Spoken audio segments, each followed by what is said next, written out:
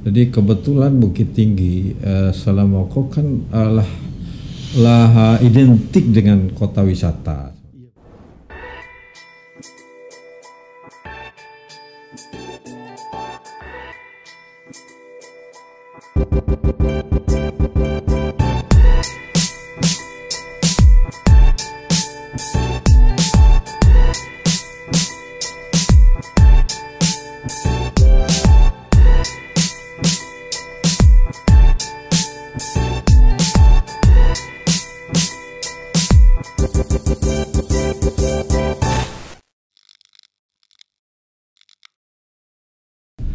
Assalamualaikum warahmatullahi wabarakatuh. Selamat datang di podcast Kabar Rantau.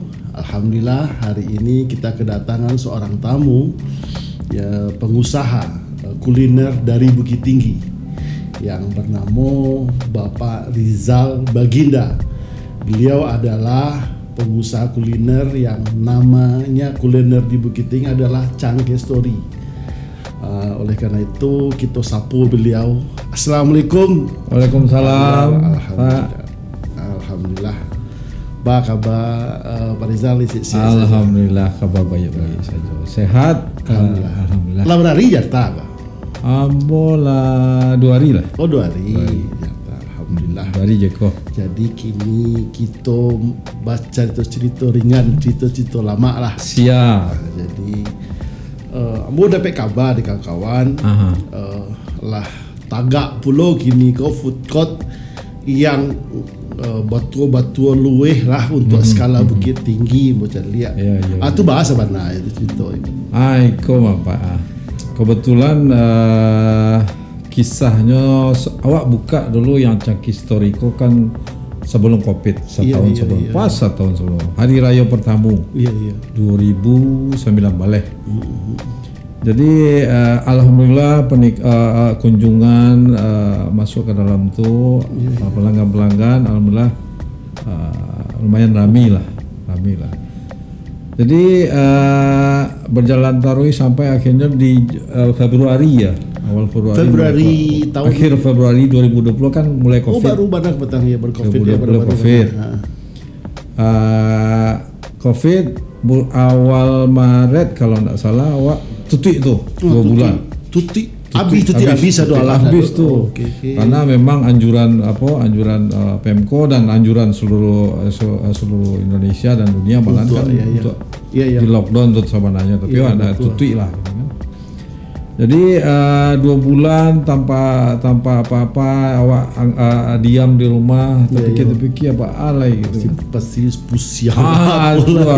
Pas bulan 2 bulan 3 bulan kalau tidak salah sampai itu. Kalau tidak salah Juli baru buka gitu. Juli mulai buka seketik dengan keadaan yang seperti itu ya mungkin masih trauma COVID waktu itu. Jadi ya datang orang ke kafe itu mulai ada pengaruh gitu. Iya betul. Jadi untuk bersikap itu kadang-kadang kami berdua kami tinggal berdua saja ya. Iya. Ajak kau buat lah. Oh itu. Akhirnya terpikir-pikir iyalah buat lah itu. Buat lah food court di situ. Awalnya kami buat sederhana aja gitu. Iya. Santai-santai saya ketik-ketik selang, tak usah banyak-banyak. Iya. Tapi berjalan mulai itu cari ide kok keluar itu akhirnya temuin aja model itu gitu kan. Alhamdulillah lah buka lah sekitar tanggal 2 Oktober ya. 2 Oktober lah buka. Berarti ya sekitar sebulan. Jadi menu-menunya apa aja Sobat Rizal yang ada di situ di lokasi? Luasnya kadang enggak berapa meter kalau food courtnya ada sebalik kali 2 balai meter. Lumayan lah. Ada 7 booth di situ tapi orang menggaleh. Oh iya. 7 peta. Jadi maksudnya makanan-makanan yang berbeda. Makanan yang berbeda. Oh, oke. Jadi di situ ada orang jual soto. Itu ada jual pempek. Ada jual seafood. Yang hebatnya seafood yang ada di situ tuh seafood yang luar biasa lamaknya di Bukit Tinggi. Karena satu-satunya yang jual seafood di Bukit Tinggi kayaknya di situ yang ada. Jadi pemirsa Kabar Rantau wajib datang lah itu. Kacang ke story lah itu. Habis itu ada green kebab. Green kebab. Iya, green kebab. Green kebab. Habis itu nanti ada kebetulan yang di satu petak konya sedang menyusun lainnya untuk bisa masuk ke dalam. Hanya kalau tidak salah, hanya kemanjuan teriyaki kalau tidak salah. Oh, teriyaki yang masakan Jepang tuh. Jepang, iya. Yang satu lainnya bakso juga. Baksonya itu luar biasa lama itu. Jadi ada bakso, soto, pempek, seafood, ada nasi goreng biryani. Oh, nasi goreng biryani. Ya, kalau nasi lemak tuh atau ya ciri khas orang Awak. Ciri khas. Ya. Atau ya itu tadi teriyaki atau teriyaki taruh menu. Jadi orang kalau masuk ke situ tuh bisa memilih apa yang gitu. Di samping itu coffee cafe masih tetap eksis di situ. Oh, ada lo kafe yang tadinya sebelum kafenya yang di dalam situ awak satukan lo di luar sehingga menyatu lebih. Jadi orang kami minum ngopi sambil atau kalau nio ngopi saja bisa. Kalau ngopinya tibonya ingin santapan yang bersagam pilihannya ya tersedia sebenarnya. Cukup lah. Jadi kaum milenial pun bisa masuk, yang family pun bisa masuk lah. Insyaallah. Untuk parkir ke mana? Kebetulan alhamdulillah sampai waktu cukup strategis lah ya. Untuk strategis. Parkir lumayan besar. Mungkin bisa Puang 30 atau dia 50 mungkin bisa. Alhamdulillah. Jadi dikira kan jauh-jauh dari sana kita nanti datang dari Padang, Solo, Sangka, Tibur susah jadi parkirnya aman parkir. Itu alhamdulillah aman. No tip, no parkir. No bayar parkir. Nah, bayar parkirnya gratis lah. Free parkir lah tuh hanya ya. Jadi rencana semula memang hanya biasa-biasa saja, malah luar biasa lah hasilnya gini kan. Insyaallah Pak. Mudah-mudahan. Kok sampai ke kuliner soalnya Pak Deza. Jadi menyangkut potensi Bukit Tinggi juga Pak. Jadi kebetulan Bukit Tinggi selama kan lah identik dengan kota wisata. Iya betul. Dan tak dipungkiri alhamdulillah Allah memberikan alam yang begitu luar biasa ke Bukit Tinggi. Keindahannya, ngaresiannya, panorama termasuk peninggalan Jepang dulu, lubang Jepang nih itu membuat masyarakat sekitar Bukit Tinggi, lokal Bukit Tinggi dan lokal daerah Sumbar itu betul-betul Jumat, Sabtu, Minggu itu memenuhi Bukit Tinggi. Alun-alun dari provinsi-provinsi tetangga, seperti Pekanbaru, Jambi, gitu. Dan tak terlepas dari itu, satu hal yang mungkin bisa pahami, tentu Bukit Tinggi PAD terbesar itu dari pariwisata. Yes, betul. Makanya geliat pariwisata itu kalaulah betul-betul di handling oleh orang-orang yang tepat. Orang-orang yang betul-betul mengerti tentang pariwisata, tentu memberikan supporting pembangunan ekonomi untuk Bukit Tinggi sendiri. Jadi sasarannya kini lah tapi termasuk di pariwisata. Insyaallah untuk salah satu supporting kami untuk pariwisataan Bukit Tinggi gitu. Pandangan Pak Rizal tentang Bukit Tinggi ya, selain memang kita pariwisata, apa yang harus kita nampaknya masukan lah gini mungkin untuk pemerintah yang ke depan kan sedang pilkada gini mungkin dengan podcast sederhana kita begini bisa untuk masukan untuk mereka gitu. Harapan namo secara implisit secara keseluruhan tentu pemerintah Kota Bukit Tinggi mengutamakan pembangunan di sektor pariwisata. Karena satu-satunya PAD Bukit Tinggi awak rasa terbesar dari pariwisata. Karena geliat ekonomi itu dari pariwisata. Adanya kunjungan orang sekitar, adanya event-event. Malahan nambo kebetulan nambo salah satu pengurus KONI. KONI Bukit Tinggi ya. kami lah mencanangkan tuh kawan-kawan tuh untuk beberapa event nantinya. Beberapa event, apa event olahraga, apakah itu maraton, itu balap sepeda, apakah itu drag race-nya, itu kami akan synchronize dengan wisata. Jadi konsep sport tourism yang dicanangkan oleh KONI Pusat sama pemerintah Kota Bukit Tinggi akan betul-betul terlaksana, sehingga akan lebih mengangkatkan geliat wisata di Bukit Tinggi itu sendiri gitu. Jadi mengenai tadi sebagai anggota KONI, Ambo kebetulan salah satu pengurus KONI. Pengurus KONI. Untuk periode yang masih berjalan sampai 2024. Sampai 2024. Mudah-mudahanlah nanti setelah terpilihnya nanti wali kota, nanti mudahan banyaklah event-event. Insya Allah. Jadi sekali dari pandangan tentang pariwisata lah, buka kuliner, apa rencana-rencana ke depan lagi, rencana Pak Rizal ke depan untuk Bukit Tinggi lah ya. Satu hal lah ya mungkin, itu secara umum untuk Sumbar mungkin ya.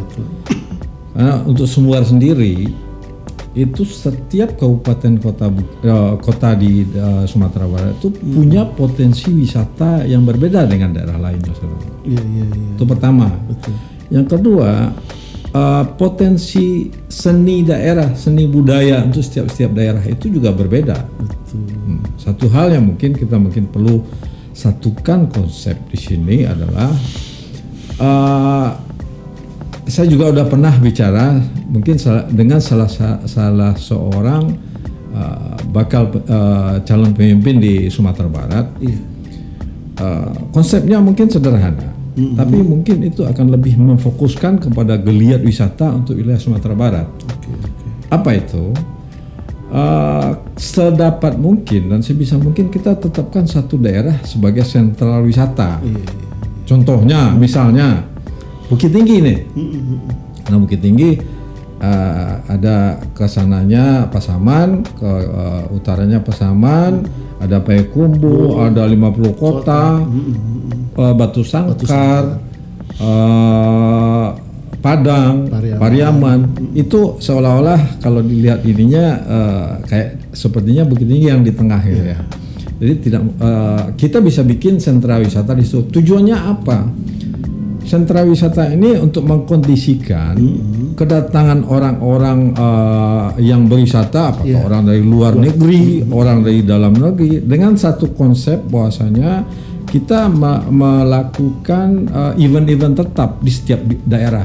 Dengan adanya event tetap, itu kita akan bisa membuat kalender wisata yang jelas, benar sekali, yang tertata rapi, memancing mereka wisatawan, sehingga di saat para wisata tourism luar negeri ingin berkunjung ke Sumatera Barat, kita bisa menginformasikan ini nih daerah wisata, ini nih ada event-eventnya. Setiap daerah wisata itu punya potensi masing-masing. Jadi dia mau pergi ke misalnya ke Batu Sangkar, kita sediakan transportasi khusus. Benar sekali. Ya, itu transportasi khusus dari Bukit Tinggi ke Batu Sangkar itu nggak putus-putus. Masing-masing daerah itu punya transportasi masing-masing, sehingga kita bisa di saat orang asing masuk, ya, kita bisa mengantarkan mereka dari sentral wisata ini ke tujuan wisata dia yang lain, tanpa ada gangguan dari pihak lain yang nggak jelas gitu. Itu Pak. Jadi ado na lupo na buat tadi Pak Rizal. Las cerita las sinan kamari. Iya. Ado na lupo. Di ma kampung sebenarnya gitu. Oh, kau udah salah, kau udah salah sebenarnya. Iya. Dapat tanya kampung. Kau tahu dah kampung kalau bagi kampung. Ambo kampung Ambo sebenarnya Pak di Padang Luar. Oh, Padang Luar sekampung. Ayo kalau Pak Ari ke pulang kampung lewat Ambo Pak. Betul Ambo kurang apa lewat. Betul. Asli Padang Luar. Memang dari Padang Luar, pendidikan di Padang Luar, di Bukit Tinggi awalnya, atau memang ada di merantau gitu tentang Ambo. Kalau untuk Ambo pribadi ya Ambo SD, SMP Ambo di Padang Luar. SMA Ambo di SMA 1 Bukit Tinggi. Iya. SMA 1 Bukit Tinggi. Kalau orang itu SMA 1 tuh di Pasar Bawah. Sebelah Semeya Negeri Rakyat Lambau. Alumni SMA Lambau tahun 87. Tahun 87. Jadi kuliah Ambo di Unan. Oh, di Unan Padang. Sampai tahun 92, 92 akhir Ambo tamai, 93 awal Ambo hijrah ke Jakarta. Oh, udah ke Jakarta. Ambo nyangku di kampung setelah pindah. Ambo di Jakarta. Lama Ambo di Jakarta, Kerajo salah satu perusahaan perunggasan, makanan ternak. Iya. Jadi sesudah itu sekitar berapa tahun tuh? 7 tahunan lah. 7 tahun lah. Di Jakarta itu 7 tahun. Nah, itu sudah tuh lah pindah lo ke Padang, pindah lo ke Medan, pindah Pekanbaru, lah pindah. Jadi pingin cari tanah Pak atau Pak gitu, Bukit Tinggi Pak gitu. Pingin cari santai kali ini. Kalau untuk ide apa ya lama rasanya Bukit Tinggi. Lama Bukit Tinggi. Kalau terasul yang bola selama kau di pindah balik ke Bukit Tinggi sekitar 2 tahunan. Iya. Lah udara Bukit Tinggi lah terasa lama dah. Dinginnya. Iya. Tiba-tiba kalau ke Jakarta aku menghadapi daerah Jakarta angin itu kampuh hidup. Ya lama jadi kampung apa? Makanya kampung kau tak tertinggal-tinggal. Betul. Itulah Ambo pun sampai kini alhamdulillah bisa tertinggal kan. Pokoknya harus nanti bisa lo timbul di kampung. Iya. Jadi begitulah dari pembahasan tadi Ambo berharap Ado masukkanlah ke anak-anak muda gini, ya milenial gini, apa saran masukan dari Pak Rizal Pak? Kalau saran Ambo ya sebagai orang awak, jati diri orang awak tentu berdasarkan sandaran ide awak sebenarnya. Kalau awak orang Minang tentu adek bahasa di syarat, sadak bahasa di kitabullah, ya kan? Syarat mengatur adek makai. Tentu milenial kini tentu awak celia dengan berkembangnya teknologi, ya. Lah banyak mungkin hubungan antar keluarga yang lah mulai tidak pada tempatnya, ya kan? Kehidupan di dulu waktu awak muda awak hidup di Musaji, awak hidup di surau, mengaji di surau, pai makan pulang balik ke surau lihat, ya kan? Sama tuh sampai semua. Tapi kini yo manalah nampak jarang mana kini anak-anak medo gini sibuk jauh handphone main game. Itulah yang kini jadi polemik mana di masyarakat ini. Itulah mudah-mudahan ke depan adalah solusi dari pemerintah apa yang terbaik. Itu makanya harapan mungkin mudah-mudahan pemerintahan Bukit Tinggi ke depan tuh memberikan solusi terhadap kehidupan kaum muda yang ada di Bukit Tinggi sehingga nanti ndak lemah di telan kehidupan nanti gitu. Kalau awak dulu kan enggak. Awak sebagai seorang muda yang pengen merantau sesudah sekolah, bana dengan hidup dengan tulang serapan karet. Betul. Bana. Kalau kini anak muda kini awak cari ada juga seperti itu. Tapi ya kebanyakan yang nampaknya hanya terbentur seketik. Memang ya sekarang kayaknya, kan? Kalau di awak ya mudah-mudahan lah nanti ada solusi terbaik baik sisi rohaninya, sisi mentalnya nanti yang ditempa ada pemerintahan Kota Bukit Tinggi itu. Kini sedang pilkada ya, pilwakil kini Bukit Tinggi ya. Ada bara yang mencalonkan gini ke Pak Rizal? Ada 3 kandidat, 3 pasangan. Serentak 9 Desember dua lah kayak seluruhnya memang seluruh Indonesia ya kan. Indonesia. Saya calon gini kok ya. Kalau di Bukit Tinggi ya Pak Ramlan, wakilnya Pak Sahrizal Datuk Palanggaga. Kalau Pak Ramlan Datuk Anambasa kan. Yang kedua Erma Safar sama Marfendi. Tiga. Yang ketiga Pak Irwandi Tutuk Bertujuh dulu bekas wakil wali kota, wakilnya Pak Ramlan, dia pertama, wakilnya David Khalik. Oh artis David Khalik tuh. Sinetron ya. Kalau tidak salah nan kecek beliau yang bodanga apanya orang Padang Luar juga gitu, tapi apa tidak tahu pasti. Oh orang Padang Luar, mungkin lah lama. Atau mungkin ada silsilahnya dari Padang Luar, tidak tahu. Ya mudah-mudahan pilkada untuk Bukit Tinggi berjalan dengan baik, dengan damai harapan. Damai, terpilihlah memang yang layak ya, dan betul-betul lah yang benar-benar pilihan masyarakat Bukit Tinggi lah. Gitu. Jadi itu tadi masukan untuk milenial dari Pak Rizal ya. Jadi tambahannya untuk yang lain, untuk cangkir kali ya kalau dipangakan sudah kali, kalau pangadang lebih baik. Ya harapan besarnya buat itu saja ya. Terpilihnya nanti wali kota baru. Kalau bisa dengan harapan besar itu memang pembenahan pariwisata itu betul-betul seluruh pariwisata itu dibenahi. Kalau walaupun gini lah, tentu dengan pemikiran yang lebih luas, sehingga ekstra hebat lagi. Lebih hebat lagi lah. Bayangkan dulu ya Pak Arya, sebelum Pasar Teh buka. Betul. Tujuan orang sebenarnya kan ada beberapa faktor ke Bukit Tinggi. Nyo ingin cari alam Bukit Tinggi. Betul. Ya. Yang kedua, nyo menikmati cuaca Bukit Tinggi. Ya. Dingin gitu kan. Betul. Yang ketiga, nyo wisata kuliner. Kuliner awak yang kuliner awak kan luar biasa tuh. Nasi kapaunya dan lain-lain lah banyak. Tapi wisata belanjanya. Kalau lah makan nasi kapau tuh nak lagi. Iya. Saya sudah makanya beko belanja dulu waktu itu Pasar Teh masih yang lama. Itu kan jalan Pasar Teh ini ya. Sakti segala macam lah. Pak Ari bayangkan. Sebelum Pasar Teh yang baru diresmikan, betul, kan hanya jam gadang tujuan. Ikon tinggal ya. Itu ndak kurang waraso para wisatawan yang berkunjung ke Bukit Tinggi. Gitu. Panuh tuh jam gadang kalau Sabtu Minggu tuh panuh. Apalagi hari-hari libur yang misalnya ada beberapa hari,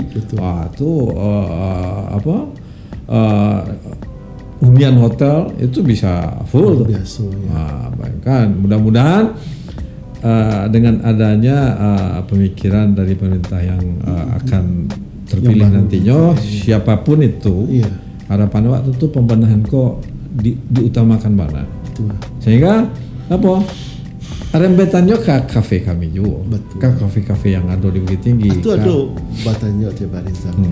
Bukit Tinggi kok layak ada mall lah sebenarnya. Kalau mencari situasi, kalau cari pariwisata andalan kan untuk mana nampak daripada kalau secara apa mau cari luar biasa kalau ada mall. Ada yang investasi mana tahu nanti investasi ada yang datang dari mahas segala macam. Susuku dari masyarakat sendiri lah ya kan nanti. Dan enggak apa-apa mau ungkapkan di sini ya. Dulu ada satu lahan di Bukit Tinggi itu, kalau tidak salah di Muko Gereja Bukit Tinggi, Simpang Stasiun tuh. Kebetulan tidak apa-apa ya mau sampaikan ya. Abo dulu pernah gabung di salah satu perusahaan di Jakarta yang punya orang awak dan alhamdulillah waktu itu lahanku dibangun oleh beliau gitu. Ada perencanaan. Akan dibangun hotel, akan dibangun mall di situ dan luar biasa itu kalau lokasi itu kalau dibangun Pak, wajah Bukit Tinggi akan lebih mentereng ya.